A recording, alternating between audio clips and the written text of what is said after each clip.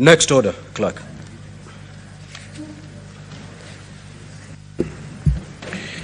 Order number 8, motion, the current state of the nation. Senator Kisang.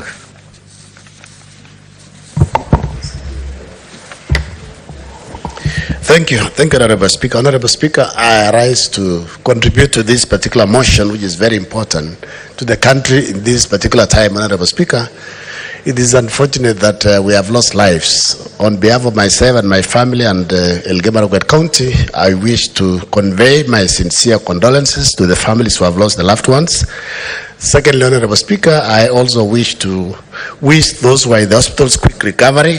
And third, Honorable Speaker, as it's unfortunate that it has taken our children, our sons and their daughters, for us to realize that there are issues. I believe these issues have not just surfaced the other day, Honorable Speaker, but it's because of the unemployment that has been in the country and other injustices, especially corruption, Honorable Speaker. Honorable Speaker, as a country, we need to reflect, think critically, and see how we can come out of this by ensuring that we become sensitive to some issues. Honorable Speaker, these children did not just wake up on the 25th and came to the streets.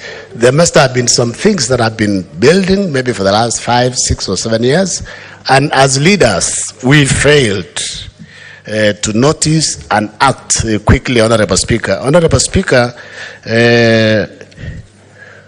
these children of ours, the GNCs, I know we have spoken here as leaders, we have accepted that we have failed, but we need to move on and see how we can regain back our country, Honorable Speaker. Honorable Speaker, as one of the way forward is we want to ask the National Police Service to ensure those youths who are still in the police cells get released immediately, Honorable Speaker, from the police stations, and they cease abductions, because we know there are those, especially blockers, we are told they have been abducted, they have not been taken to court, Honorable Speaker, they needed to release them immediately, Honorable Speaker. Honorable Speaker, we still have those who are still in the hospitals, and I'm happy to report, to also note that the government of Kenya Kwanza have agreed that they are going to waive all the bills or pay the bills, and those who have lost their loved ones, they'll contribute in the funeral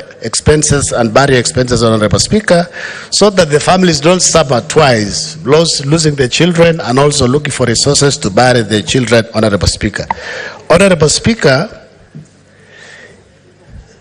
we need to find a way of sorting out these issues. And I know in the past we have said, because of unemployment, we can use technology to ensure that the youth get something that they can put on the table, Honorable Speaker. There is a conversation to have over 1,400 digital hubs across our wards in Kenya, Honorable Speaker. We want the National Assembly to allocate resources in these particular constituency innovation hubs, Honorable Speaker, so that the youth across the country can access internet, they can access online jobs, so that they can have something to put on the table, Honorable Speaker. Honorable Speaker, we also have, I know there have been issues about corruption. We have talked about corruption for a long time. We have Anti-Corruption Commission, Honorable Speaker. I don't think they are doing enough, Honorable Speaker. Honorable Speaker, this particular entity needs to be maybe reorganized, restructured, Honorable Speaker, so that they can act on serious, real corruption instead of going for petty offenders, Honorable Speaker. I remember there was a time sometimes back when there were issues with Kenya and the Corruption Commission, and Parliament, in their own wisdom, then dissolved because they were not working enough. We want to ask the Anti-Corruption Commission, please expedite, do your investigations within short time possible, take those who are corrupt to court, and they need to be seen to be charged, Honorable Speaker, and put behind the bars, Honorable Speaker. Honorable Speaker, I know there is a committee, a task force that was formed recently to discuss on the issue of the public debt, and I know the courts have already pronounced themselves on suspension of that, Honorable Speaker. Honorable Speaker, we are told by the National Treasury that out of 100 bob that is collected by the Kenya Revenue Authority, 61 shillings is going to bank debt. It is important that the Office of Auditor General moves with speed to do special audit on the national debt, find out this particular debt that was taken for the last 10 or 20 years, Honorable Speaker, what is it, what was it used for,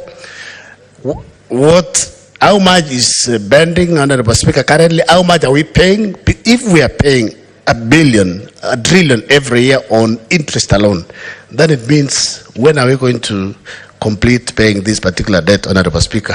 Because this is a serious burden that is messing up our economy, Honorable Speaker.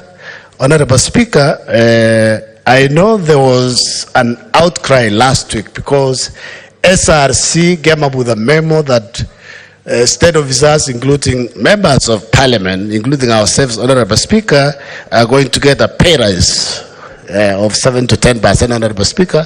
And I saw in the news that I was likely to be given additional 14,000. And I want to declare in this House, Honorable Speaker, we did not ask for any pay rise, and I'm not interested to be paid any additional penny. If anything, we can revise our salaries downward, Honorable Speaker, because Kenyans, there are Kenyans who are going without food, Honorable Speaker. Honorable Speaker,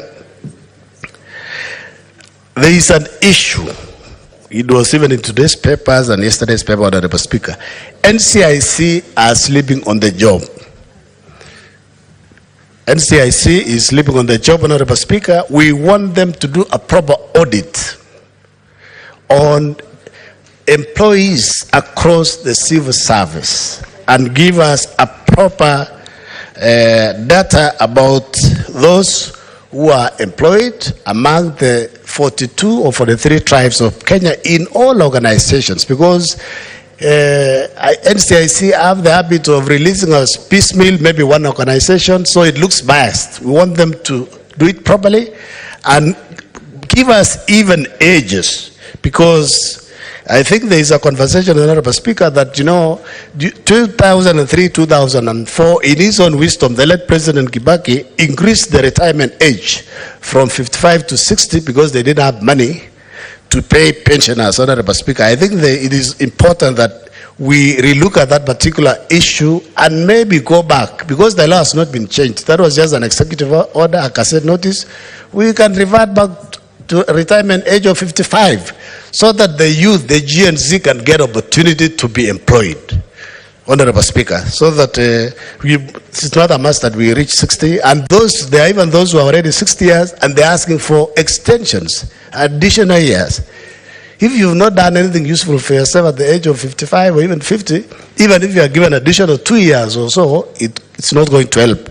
Honorable Speaker, we want to ask our colleagues in National Assembly, as they receive the supplementary budget, because the finance bill was referred to National Assembly, and as they get the supplementary budget, we want them to ensure that money is allocated, resources are allocated for confirmation of the 46,000 GSS teachers, because this is the group of GNCs. We want them to allocate resources also, Mr. Speaker, for our intern doctors, so that these doctors, I remember yesterday, they went to occupy Avia House, but I believe if the interns are confirmed, these issues will not be there, Honorable Speaker. Honorable Speaker, with those many remarks, I just want to say that we support and we ask the executive to move quickly with the reforms they promised the country last week, Honorable Speaker. Thank you.